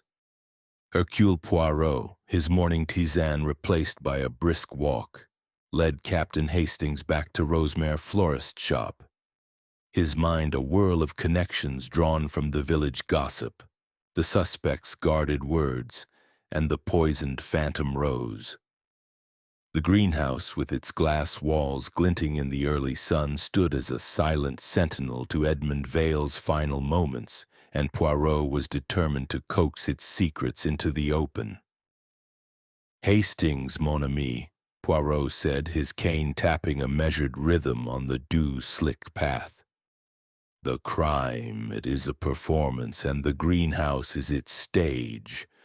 We must reconstruct the scene step by step to see what the killer has left behind. The phantom rose, it was not chosen by chance. It was a deliberate act, a flourish of the murderer's intent." Hastings, rubbing sleep from his eyes, nodded. "You're thinking about that side door again, aren't you? And the vial you found on the workbench. If we can tie those to one of our suspects, we're a step closer." Poirot's gray eyes gleamed. "Précisément. The details, they are the threads that weave the truth. Let us begin with the greenhouse itself." Rosemere was quiet, its shutters closed, the air heavy with the scent of roses now tinged with the memory of death. Constable Jenkins met them at the entrance, his young face eager but lined with fatigue. He carried a folder of papers, the supplier records Poirot had requested, and a report from the coroner's office confirming the poison as a rare alkaloid derived from a South American plant, Aconitum venenatum. The report noted its potency. A mere trace absorbed through the skin or inhaled could kill within minutes. Merci, Constable, Poirot said, scanning the report with a practiced eye. This alkaloid, it is not common. It confirms what Monsieur Pritchard suggested. A specialized knowledge was required. And these supplier records? Jenkins handed over the folder. They're from Grayson's Botanical Imports in London, sir. Mr. Vale got regular shipments of exotic plants, including some rare ones last month. The invoice is signed by Tom Weaver, though not Mr. Vale Poirot's eyebrows lifted slightly. Interesting. Young Weaver, he handled the deliveries. We shall return to this. First, let us examine the greenhouse inside. The air was warm and humid, the roses standing in silent rows like mourners at a funeral. The workbench where Vale's body had been found was undisturbed, its surface cluttered with tools, seed packets, and the small vial Poirot had noted earlier. He lifted it again, holding it to the light. The clear liquid inside shimmered faintly, and Poirot's lips pursed. "This vial, Constable," he said, "it must be analyzed. I suspect it contains the alkaloid or a solution used to apply it. Send it to the laboratory with utmost urgency." Jenkins nodded, scribbling a note. "Right away, sir. Anything else?" Poirot's gaze swept the greenhouse, settling on the side door. "Oui. The boot mark we found outside, has it been examined?" Jenkins flushed. "Not yet, sir. I meant to, but with everything else." "No matter," Poirot interrupted, his tone gentle but firm. "We shall do so now." They stepped into the narrow alley beside the greenhouse, where the soft earth still held the faint imprint of a boot. Poirot knelt, his magnifying glass catching the light as he studied the mark. It was shallow, suggesting a light step, and the tread pattern was distinct, a diamond pattern worn at the heel. "A man's boot, perhaps," Poirot murmured, "but not a heavy man. We must compare this to the footwear of our suspects." Hastings crouched beside him. "Could be anyone, Poirot. Half the village wears boots like that." "Perhaps," Poirot replied, "but not half the village had reason to linger here in secret. This mark, it is recent, made within days of the murder. It speaks of someone watching, waiting." Back inside, Poirot turned his attention to the workbench, reconstructing Vale's final moments. The phantom rose had been on a single bush near the bench, its crimson petals a beacon of beauty. Vale, known for his dawn inspections, would have handled it, perhaps admiring its fragrance or checking its petals. The poison, applied with precision, would have acted swiftly, leaving him to collapse with the rose in his hand. Poirot paced the greenhouse, his steps measured, his eyes scanning every detail. He paused by a row of potted roses, noting a faint disturbance in the soil of one pot, a small indentation as if something had been pressed into it. He knelt, his gloved fingers probing gently, and unearthed a tiny fragment of bristle like that from a fine paintbrush. "Regardez, Hastings," he said, holding the fragment to the light. "This, I believe, is how the poison was applied. A brush, delicate and precise, used to paint the alkaloid onto the rose's petals." Hastings' eyes widened. "That's clever, Poirot." "Devilishly clever, but who'd have the skill for that?" Poirot's smile was enigmatic. "Someone with patience, with knowledge of plants, and with access to this greenhouse. We must consider our suspects anew. Mademoiselle Henshaw with her chemistry books, Monsieur Drake with his exotic plants, Monsieur Weaver with his proximity and his letters to Grayson. He turned to the supplier records, flipping through the invoices. One, dated 3 weeks prior, listed a shipment of rare South American plants, including Aconitum venenatum. The delivery was signed for by Tom Weaver, but a handwritten note in the margin caught Poirot's eye. For special project, E.V. Edmund Vale himself had ordered the plants, it seemed, but Tom had received them. This is significant, Poirot said, tapping the page. The poison's source, it may have come with this shipment. But was it used by Vale's design or stolen by another? Jenkins, hovering nearby, ventured a question. Sir, do you think someone tampered with the shipment? Or maybe Mr. Vale was experimenting with something dangerous? Poirot's gaze was distant.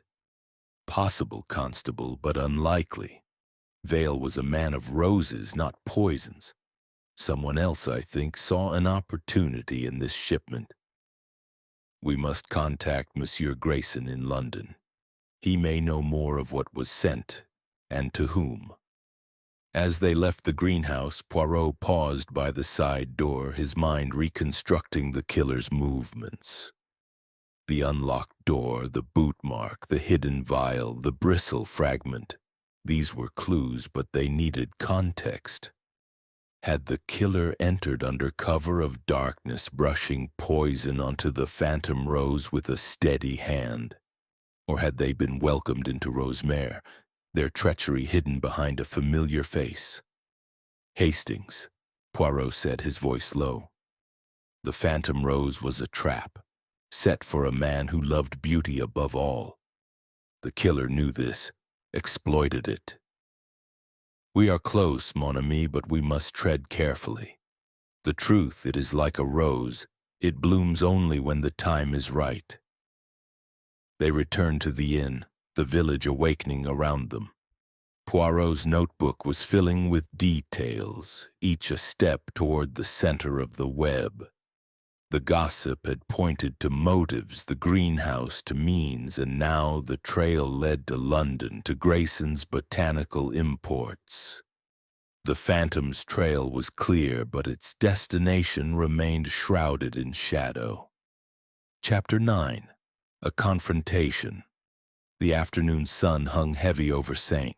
Mary's Mead, its golden light casting long shadows across the village green. Hercule Poirot, his Homburg hat tilted with precision, stood outside Rosemère florist shop, his cane planted firmly in the earth. The greenhouse, with its gleaming glass and silent roses, seemed to pulse with the secrets it held. The poisoned phantom rose, the vial of alkaloid, the faint boot mark, and the bristle fragment. Captain Hastings, ever at his side, shifted restlessly, his honest face etched with anticipation.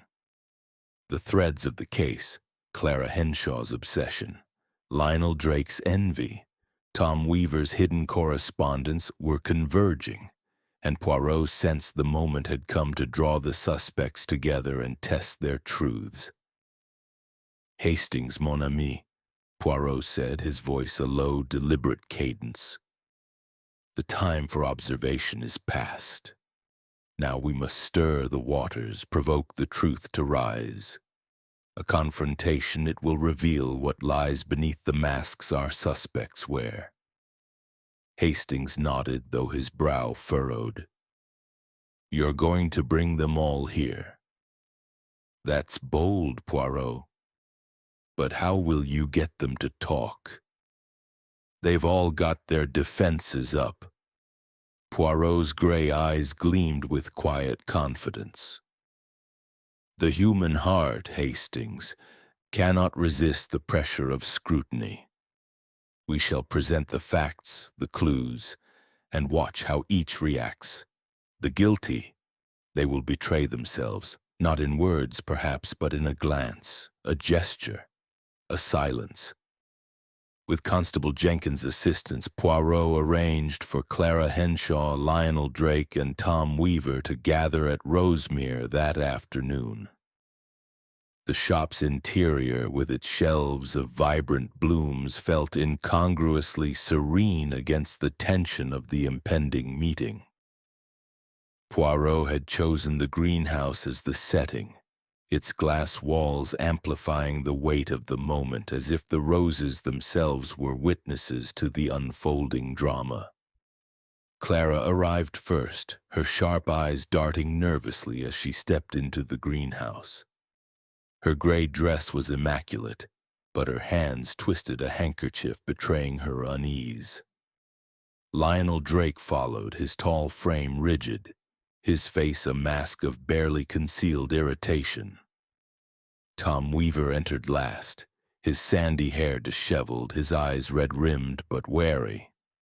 The three stood apart, their gazes avoiding one another as if the air between them crackled with unspoken accusations. Poirot stood by the workbench, the glass case containing the phantom rose at his side. The crimson bloom, its petals still vivid despite its deadly secret, seemed to draw every eye. He clasped his hands behind his back, his posture impeccable, his voice clear and commanding. "Mesdames et messieurs," he began, "we are gathered here to unravel the truth of Monsieur Edmund Vale's death. He was a man of roses, a man of beauty, yet he died clutching a bloom that bore poison. A rare alkaloid applied with precision to the phantom rose. This was no accident, but a murder most calculated. Each of you had a connection to Monsieur Vale, and each, I believe, holds a piece of the puzzle." Clara's lips parted, her voice sharp. "Monsieur Poirot, I've told you I wanted the phantom rose, yes, but I would never harm Mr. Vale. He was my friend." Drake snorted, his arms crossed. "Friend? You were obsessed, Clara. Everyone knows you couldn't stand him keeping that rose from you." Clara's face flushed, but Poirot raised a hand, silencing the exchange. "Mademoiselle Henshaw, let us begin with you. Your passion for roses is well documented, as is your knowledge of chemistry." He gestured to the bookshelf in her cottage, recalled from their visit. "You have studied plant toxicology, have you not? The alkaloid that killed Monsieur Vale, it is derived from Aconitum venenatum, a plant not unfamiliar to a botanist of your caliber." Clara's eyes widened, her voice trembling. "I study to protect my roses, not to poison them. Yes, I know of such plants, but I never handled them. I swear it, Monsieur Poirot." Poirot's gaze was unyielding. "And yet you were seen near the greenhouse last week carrying a parcel, looking, what was the word? Furtive. What was in that parcel, mademoiselle?" Clara's hands stilled, her face paling. "It was just gardening supplies, a new fertilizer I'd ordered. I was dropping it off for Mr. Vale. There's nothing sinister in that." Poirot nodded, his expression unreadable, and turned to Drake. "Monsieur Drake, your rivalry with Monsieur Vale was no secret. Your shop in Cloverfield suffers while Rosemere thrived. You were seen in St. Mary's Mead 2 days before the murder, lingering near this very greenhouse. And in your own greenhouse I observed exotic plants, plants that could yield the very poison used." Drake's jaw tightened, his voice a low growl. "You're reaching, Poirot. Yes, I grow rare plants, so did Vale. Doesn't mean I poisoned him. I was here for supplies, not to skulk around his shop." Poirot's eyes narrowed. "And yet you spoke of Monsieur Vale's roses not blooming forever. A curious phrase, monsieur, for a man now dead by his own bloom. And your boots, Do they bear a diamond tread, perhaps, like the mark found by the side door? Drake's face reddened, but he held his ground. My boots? Half the men in Cloverfield wear the same kind. You've got nothing on me. Poirot turned to Tom, who stood rigid, his hands clenched. Monsieur Weaver, you were closest to Monsieur Vale, his apprentice, his confidant. You signed for a shipment from Grayson's Botanical Imports, a shipment that included aconitum venenatum. Your letters to Grayson, they speak of alkaloids, of experiments, and you admitted the side door was often left unlocked, a lapse that allowed the killer to enter. Tom's voice cracked, his eyes glistening.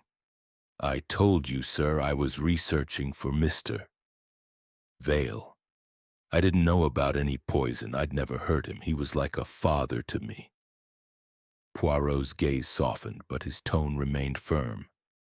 And yet there was a quarrel, was there not? The village speaks of raised voices, of a dispute over wages. What passed between you and Monsieur Vale? Tom's shoulders slumped, his voice barely audible.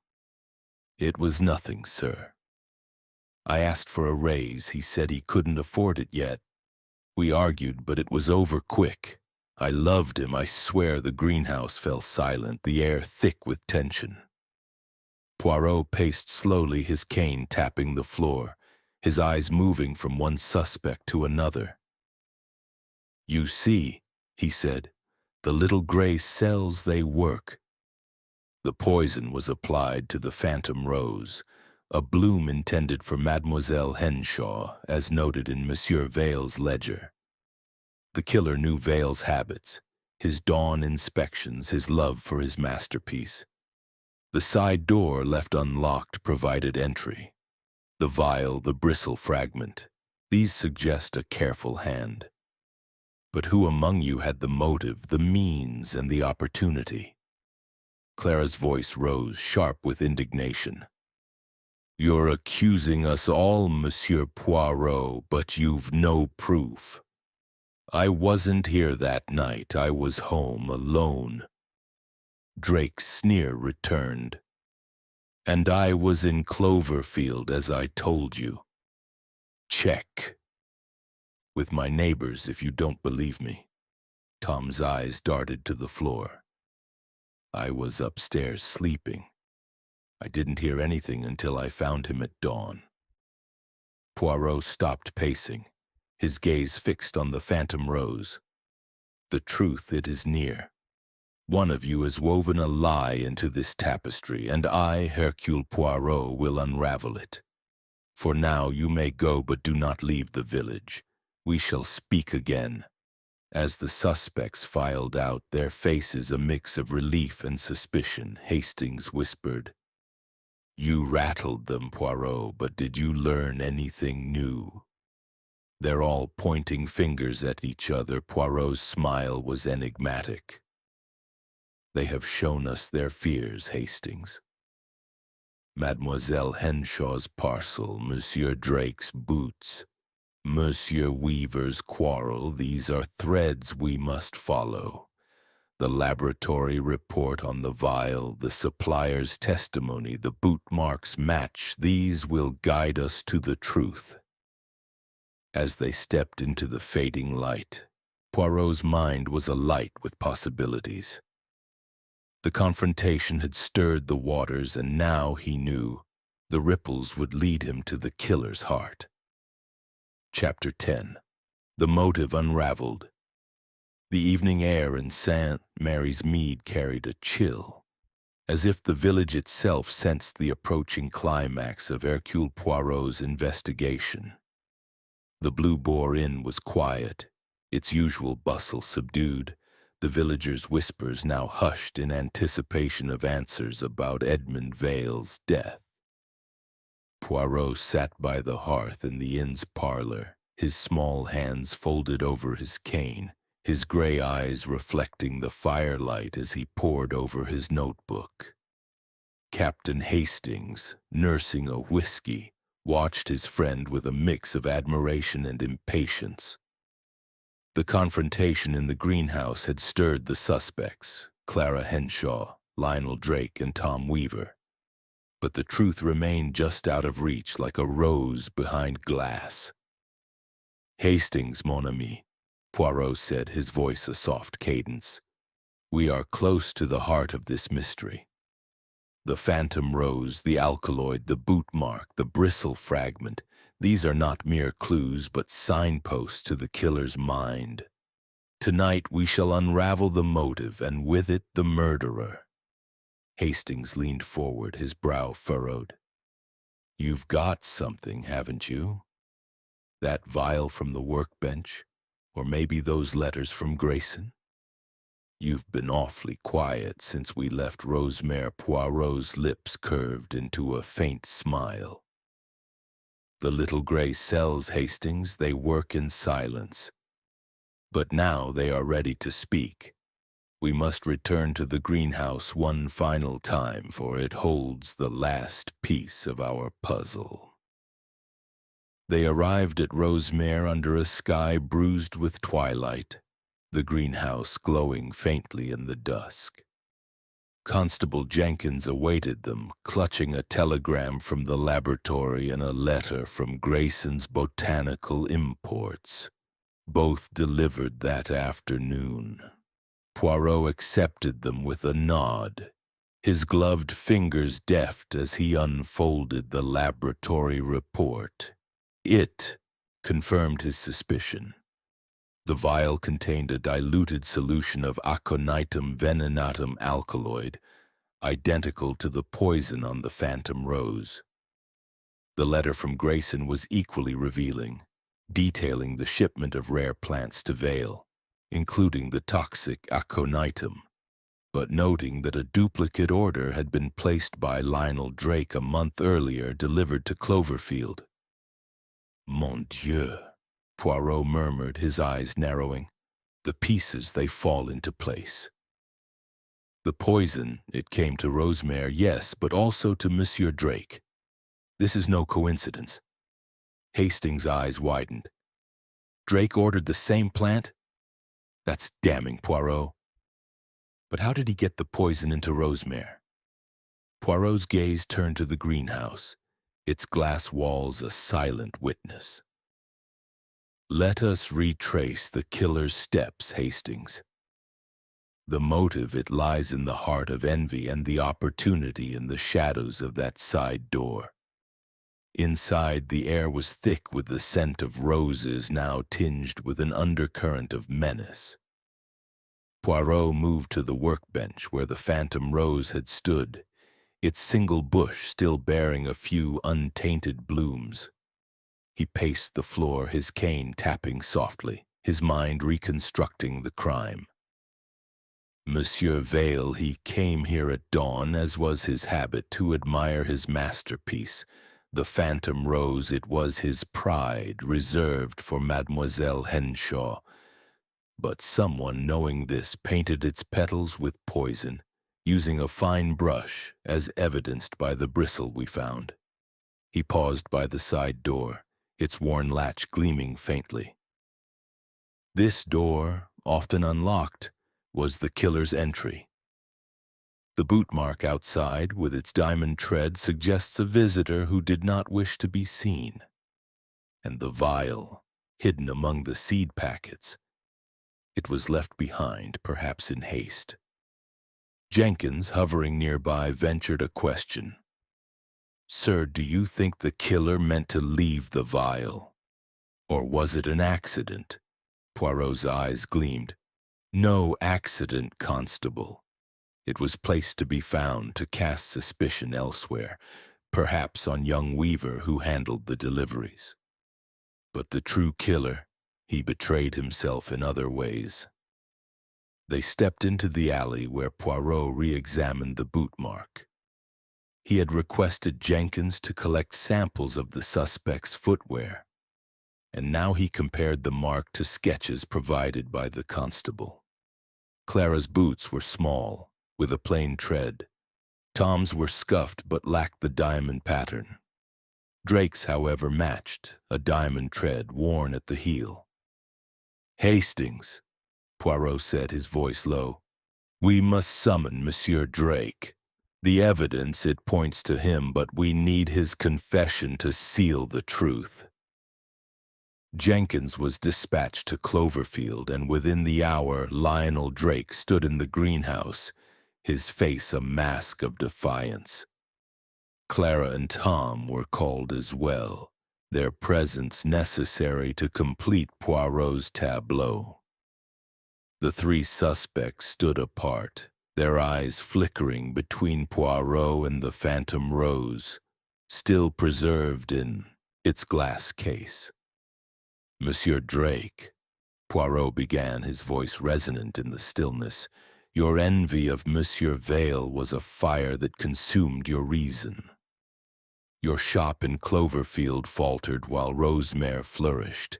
You ordered Aconitum venenatum from Grayson, the same plant delivered to Vale. You knew Vale's habits, his dawn inspections, his love for the phantom rose. 2 days before his death, you were seen near this greenhouse, and your boots matched the mark in the alley." Drake's face reddened, his hands clenching. "You've got no proof, Poirot. A boot mark? That could be anyone's. I told you I was here for supplies, not to sneak around." Poirot held up the vial, its contents catching the light. "This, monsieur, was found on your property, hidden in your greenhouse among your tools. It contains the alkaloid that killed Vale. You painted the poison onto the phantom rose, knowing he would handle it at dawn. You meant to destroy his legacy, but you took his life instead." Clara gasped, her hand flying to her mouth. Tom's eyes widened, his face pale. Drake's defiance wavered, his shoulders slumping as the weight of Poirot's words settled. "You can't prove that vial's mine," he muttered, but his voice lacked conviction. Poirot's gaze was unrelenting. "The bristle fragment, monsieur, matches a brush found in your shop. The supplier's records confirm your order. The motive, your failing business, your bitter rivalry. It is clear. You slipped through the side door under cover of darkness and poisoned the rose meant for Mademoiselle Henshaw, knowing Vale would touch it first." Drake's eyes darted to the door, then back to Poirot. For a moment silence reigned, broken only by the faint rustle of roses in the breeze. Then, with a ragged breath, Drake's resolve crumbled. "All right," he said, his voice hoarse. "I did it. Vale was ruining me. Every customer, every prize, he took it all. I just wanted to ruin his precious rose, make it worthless. I didn't mean for him to die, but when I saw how to do it, I couldn't stop." Clara's voice broke the silence, trembling with anger. "You monster! He was a good man, and you killed him over jealousy?" Tom's hands shook, but he said nothing, his eyes fixed on the floor. Poirot raised a hand, his expression somber. "Monsieur Drake, your confession is noted. Constable Jenkins, you will take him into custody." As Jenkins led Drake away, the greenhouse seemed to exhale, its tension dissipating like mist. Clara and Tom remained, their faces a mix of relief and sorrow. Poirot turned to them, his voice gentle. "The truth, it is painful, but it brings peace. Monsieur Vale's legacy, it will live on in his roses outside. The night was still, the stars sharp above St. Mary's Mead." Poirot's mind, though satisfied, lingered on the fragility of human nature. How envy could twist beauty into death. The phantom rose, he knew, would bloom in memory, a testament to both Vale's genius and the darkness it had unveiled. Chapter 11. The Aftermath. The morning following Lionel Drake's confession dawned clear and bright over St. Mary's Mead, the village awakening as if relieved of a heavy burden. The sun cast a gentle glow on the cobbled lanes, and the air carried the faint, cleansing scent of dew. Hercule Poirot, his Homburg hat impeccable as ever, stood outside the Blue Boar Inn, his cane resting lightly in his hand. Captain Hastings at his side sipped a cup of tea, his expression a mix of satisfaction and lingering unease. The mystery of the phantom rose had been solved, yet the village seemed to hold its breath, as if the echoes of Edmund Vale's death still lingered among its roses.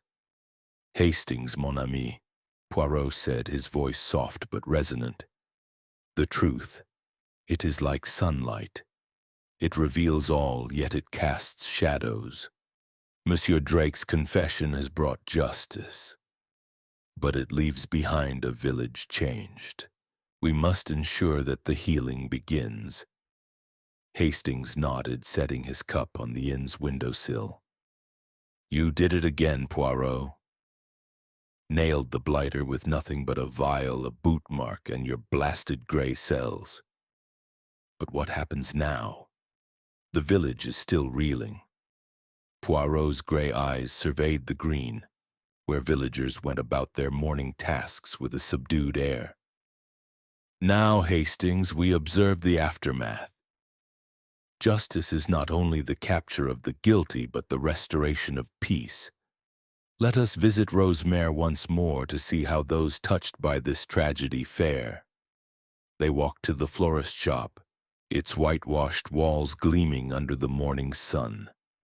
The sign on the door now read, "Open," a tentative declaration of continuity. Inside, Tom Weaver was arranging a display of white roses, his movements careful but less burdened than before.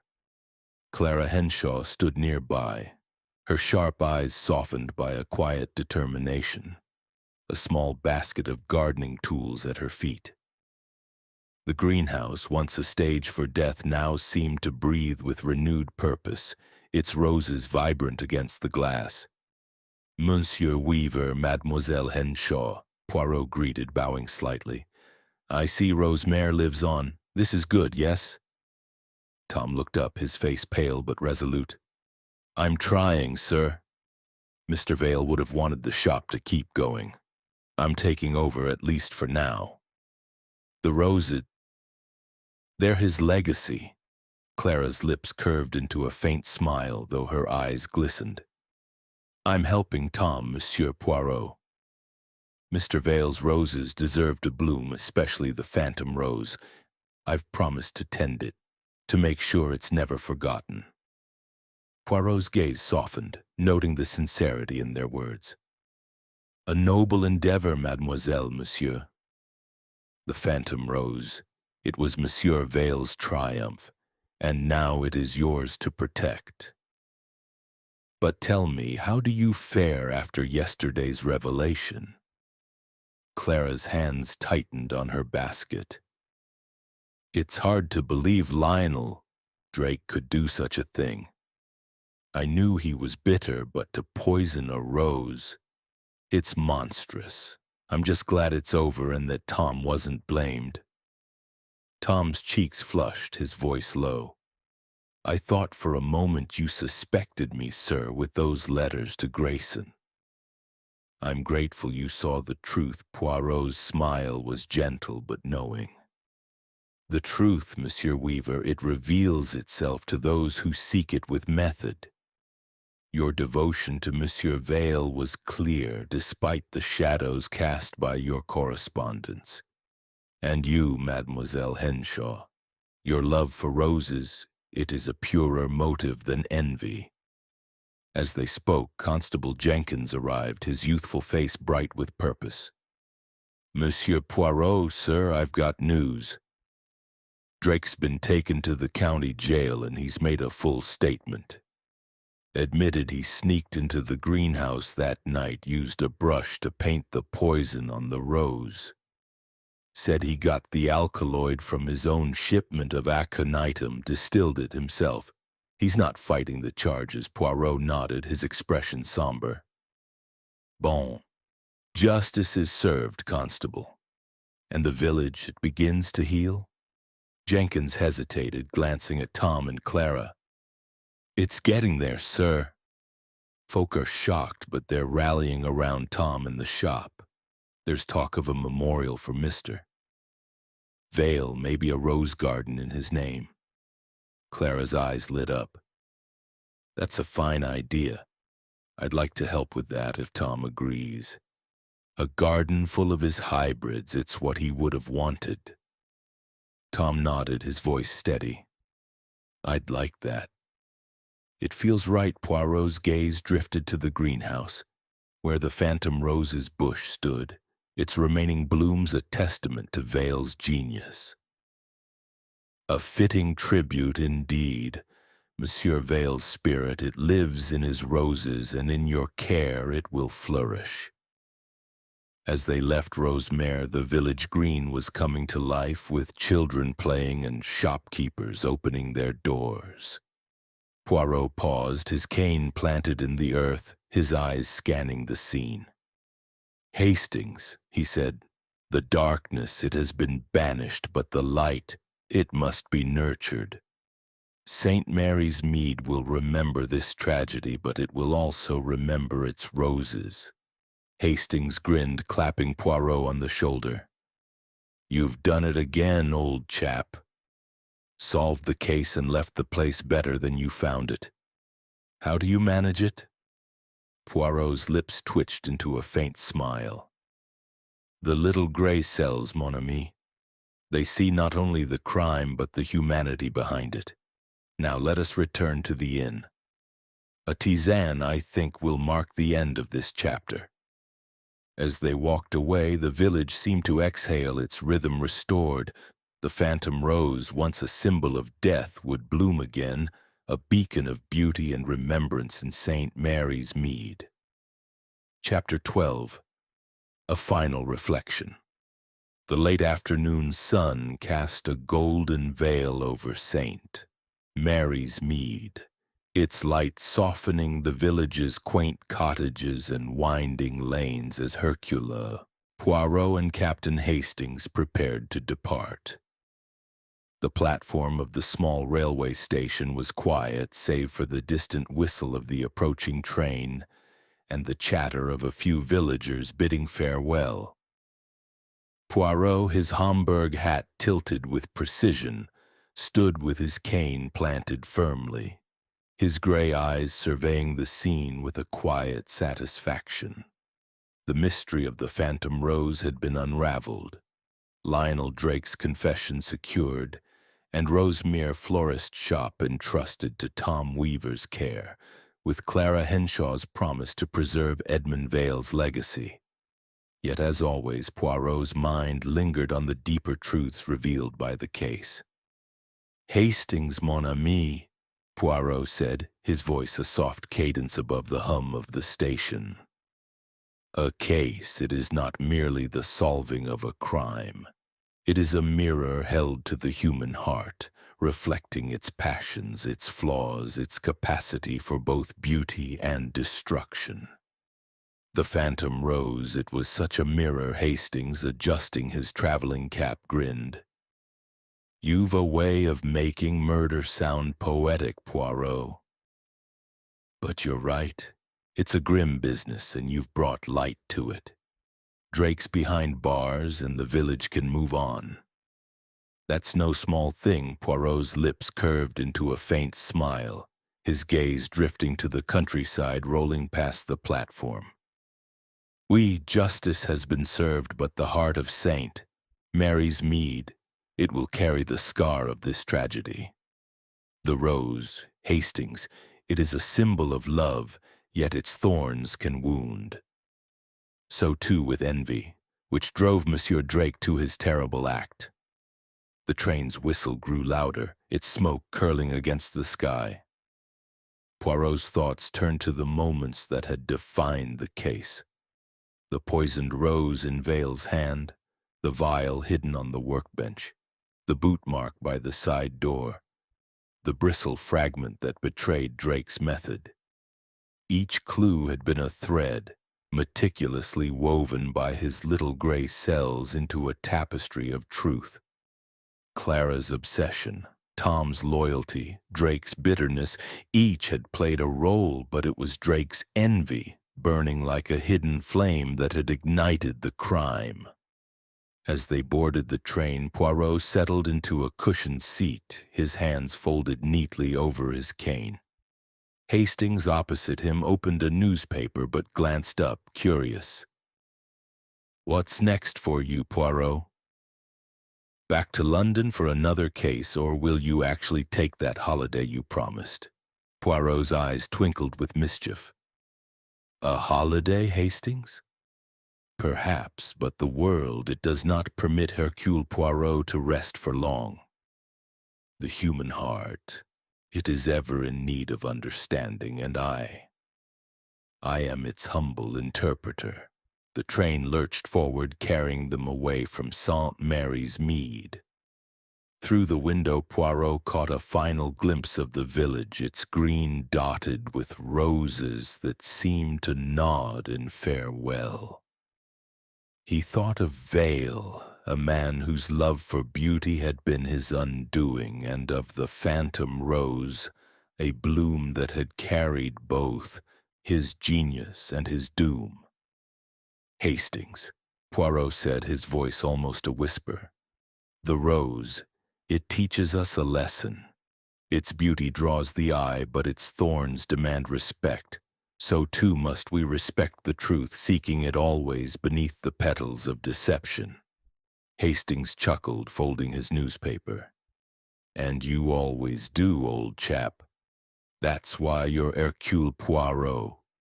The train gathered speed, the countryside blurring into a patchwork of fields and hedgerows. Poirot closed his eyes, his mind at peace, the case of the phantom rose a completed chapter in the book of his career. Yet even as he rested, he knew another mystery awaited, another heart to unravel, another truth to bloom,